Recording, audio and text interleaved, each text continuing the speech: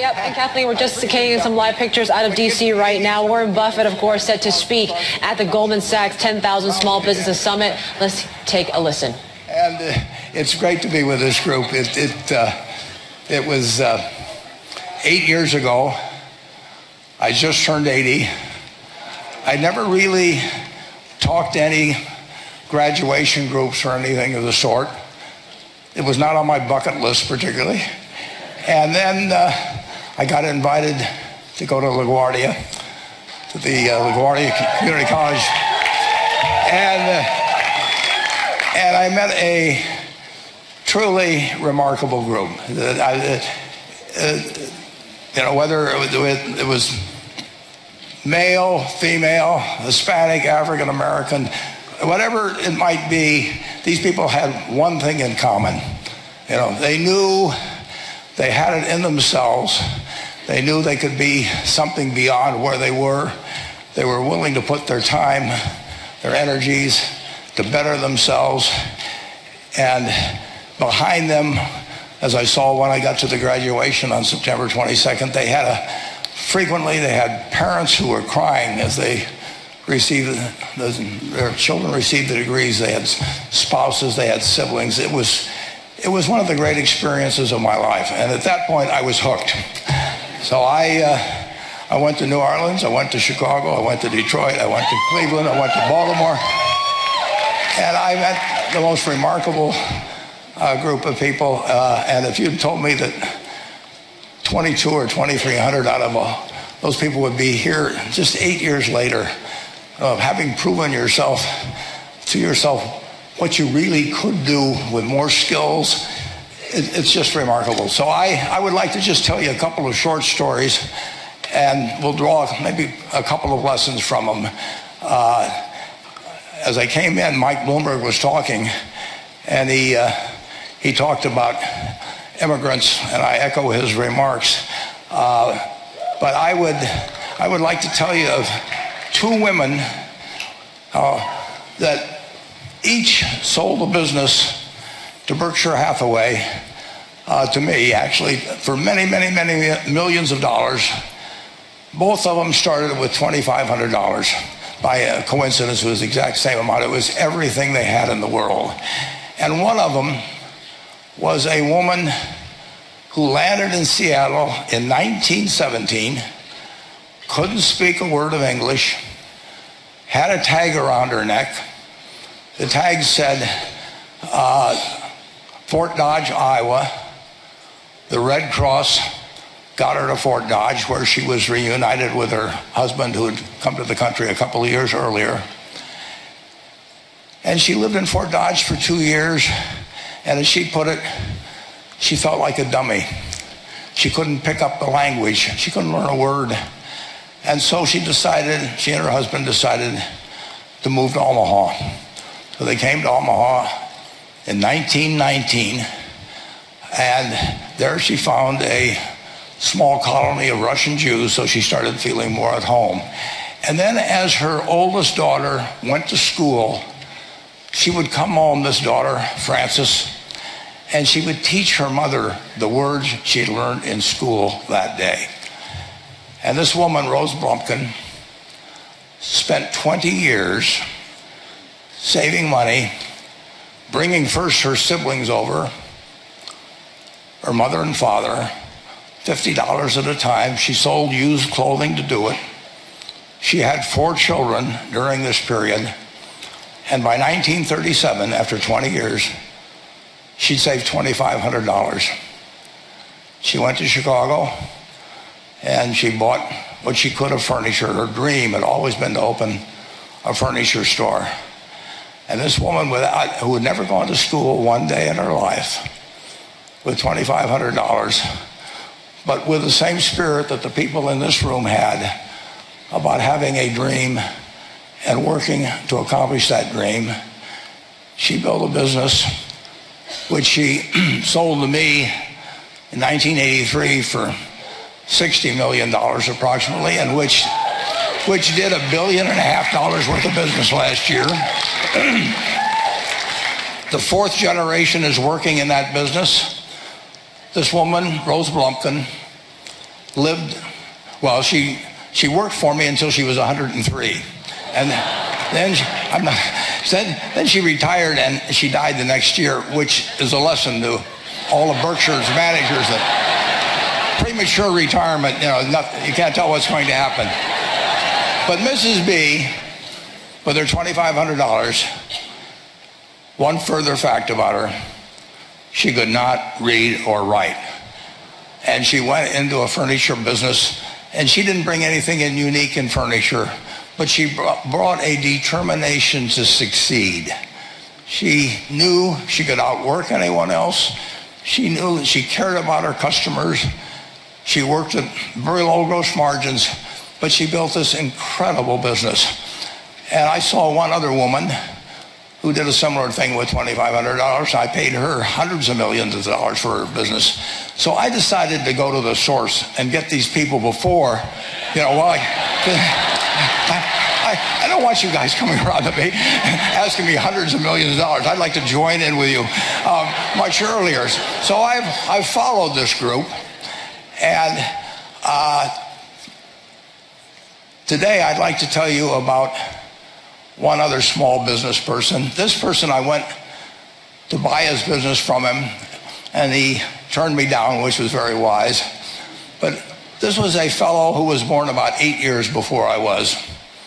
He was born in 1922. He was we'll call him Jack, lived in the Midwest. He was a pretty good athlete, didn't like school much. And I'm going to tell you one thing early in the story. Maybe you can figure out who the guy was. The company he built hires more college graduates each year than any other company in the United States. And this fellow, who was destined for this but did not know it, Jack, went to college for a year and then dropped out. He really wasn't that interested in school. And the year he dropped out was 1941. And when the United States became under attack, he went down to the Army Air Force recruiting station, volunteered, and they turned him down because he had hay fever. So he went over to the Navy and again volunteered, and they took him. They put him on an aircraft carrier. He flew small fighter planes during World War II, got 2 distinguished flying crosses from the Navy, and then he came back to the Midwest. So now we've got a young guy. Probably by this time he would be 23 or 24 years old. And the interesting thing is, he got back to the Midwest, and he actually kind of went from one job to another for a short period of, or not such a short period of time. And he finally became a used car salesman at a Cadillac dealership in St. Louis, Missouri. And at age 35, having moved up in the organization, the sales organization, he said to his boss, could I go into car leasing business with you? The boss said, well, if you'll cut your salary in half and you'll come up with, I think it was $25,000, which he borrowed, we can become partners in a car leasing company. So my friend Jack started at age 35 in the car leasing business. And he had 7 cars. It was pretty slow. In fact, one of the things he did was whenever the phone rang, he let it ring 3 or 4 times so people would think that he was very busy answering other phones. And of course, it was the only call he was going to get all day. So his first venture was okay, but it wasn't really going to go anyplace. And there's a lesson in this for all of us. At age 40, he decided with 17 vehicles, 17 cars, he was going to go into competition in the rent-a-car business. So now he's taking on Hertz and Avis and National and people like that who have hundreds and hundreds of thousands of cars, and he's got 17 cars, and his cars aren't any different than theirs. I mean, he's buying them from General Motors or Ford or Chrysler, and he can't get the airport locations. Those companies have them all sold up. But he was determined that he would basically offer the customer, can't offer him a different car, but he can offer them friendlier service than they've ever seen. And so he started a company. He named it after the battleship that he'd flown from in the Pacific, which was the USS Enterprise. And he died about a year and a half ago.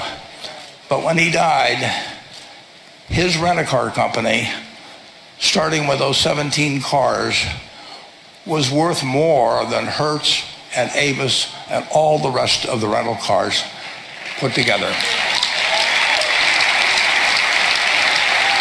The man's name was Jack Taylor, and his son, Andy Taylor, is a good friend of mine, runs the business now. A grandchild is in the business.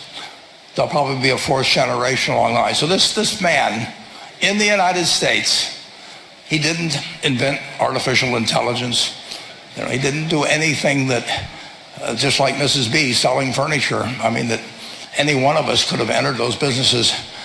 But he lived by the creed, basically, of delighting his customers and working with people and establishing the relationship with them so that they in turn would want to delight the customers. He couldn't go out there and take care of every rental car possibility, but he learned how to project himself and his attitude toward his fellow man and his desire, to make a friend out of every customer. He managed to take very ordinary cars and turn them into this extraordinary business from virtually nothing. And it illustrates several points. One is, you don't necessarily get it right exactly right the first time. I mean, the car leasing business, basically you were competing on the cost of money to finance cars. And it's very hard to delight a customer when you just give them the car and tell them to send you a monthly check for 5 years and you'll be back at that time. So his talents were being wasted basically in that business. But at the age of 40, with all of that experience behind him, he found the golden key, and he took a very ordinary business and turned it into an absolutely extraordinary operation. And just like Mrs. B or Rose Bumpkin did with furniture. And he didn't worry about whether the Federal Reserve was going to tighten or ease. He didn't worry about whether the stock market was up or down yesterday. He didn't worry about the things he couldn't change, but he did focus on the one thing he could change, and that was the customer's experience. And I have seen the one that got away, Enterprise. I went down to Florida and tried to talk him into selling to Berkshire, and he was smart enough not to do it. Probably the value of the company has quadrupled since I made that visit. But he was smart enough to see that he would find that business. Henry Ford, as you may know, failed twice before he started the Ford Motor Company in 1903. I mean, the test isn't whether you get the greatest business idea in the world the first time out. The test is whether you keep learning as you go along what your strengths are and what you can do for your customers, what you can bring especially to the party. And to do that, you need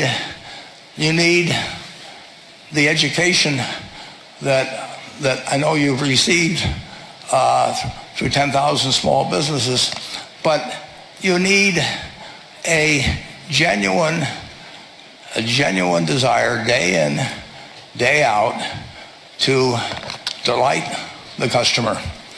I've never seen a business, and I've seen a lot of businesses, but I've never seen one that delights the customer that doesn't succeed. I mean, what you want is that customer the next day when they think, do I want to rent a car or do I want to buy some furniture? What goes through their mind? You know, it's the place where they've had a great experience. I don't know what I paid for this tie. Actually, probably somebody gave it to me, but for the purposes of this speech, I will say I have no idea. But or the shirt I'm wearing, or this, but I do know. I will remember how I was treated when I bought it. I mean, you long forget about the price, but you never forget whether you had a good experience or a poor experience with the purchase experience. And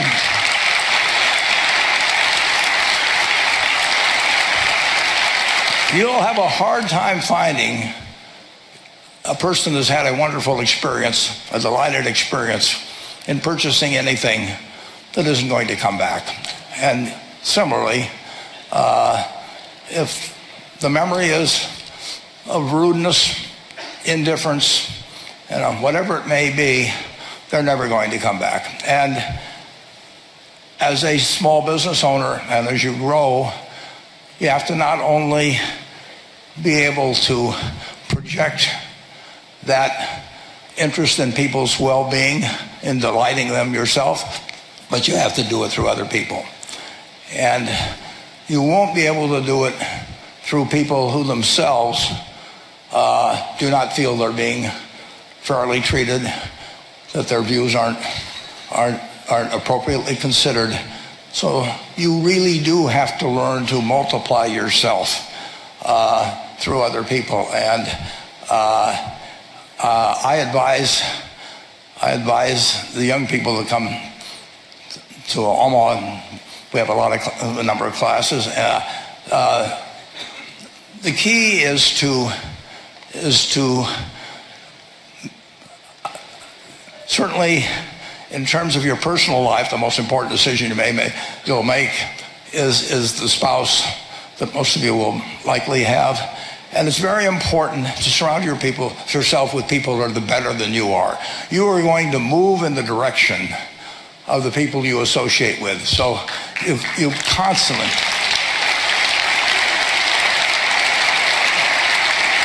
I've been enormously lucky in that respect. I mean, I've just had teachers and friends and a spouse that really was a better person than I was, and I had enough sense to learn from these people that life went better if you behaved better yourself. It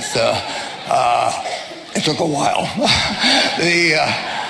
So I advise you to seek out, as your partner in business, your partner in life, whatever it may be, look for the people that actually are examples to you, rather than somebody that you think you need to straighten out yourself.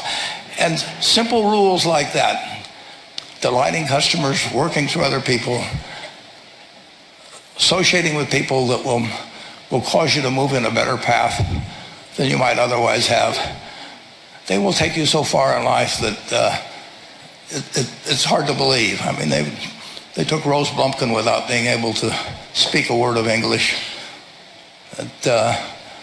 couldn't read or write, and they took her to what is now a $1.5 billion business. And incidentally, there's been no money put in it since the $2,500. That's been the total capital paid into the Nebraska Furniture Mart.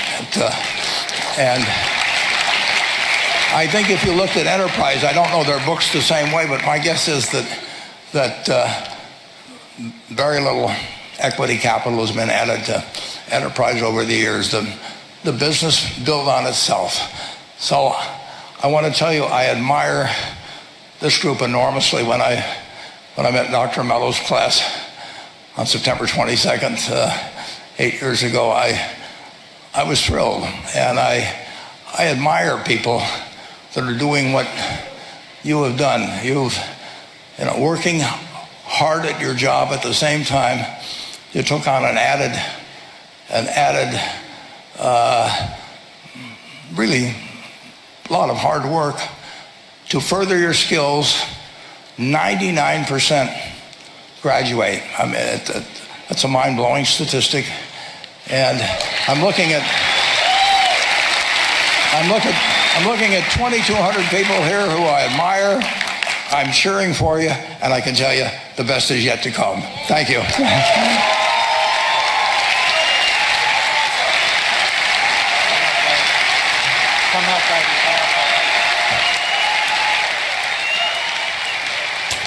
And there you have it. Simple advice from the man himself, Berkshire Hathaway CEO Warren Buffett, speaking at the Goldman Sachs 10,000 Small Business Summit in Washington. It was just very simple wisdom, I guess, Kathleen, what we heard from Buffett on how to really cater to the customer when you are a small business owner, how to actually grow, surround yourself from some of the smarter people in your life as well, and do it through the people. Certainly some nice words here as we kind of look ahead to these markets here today.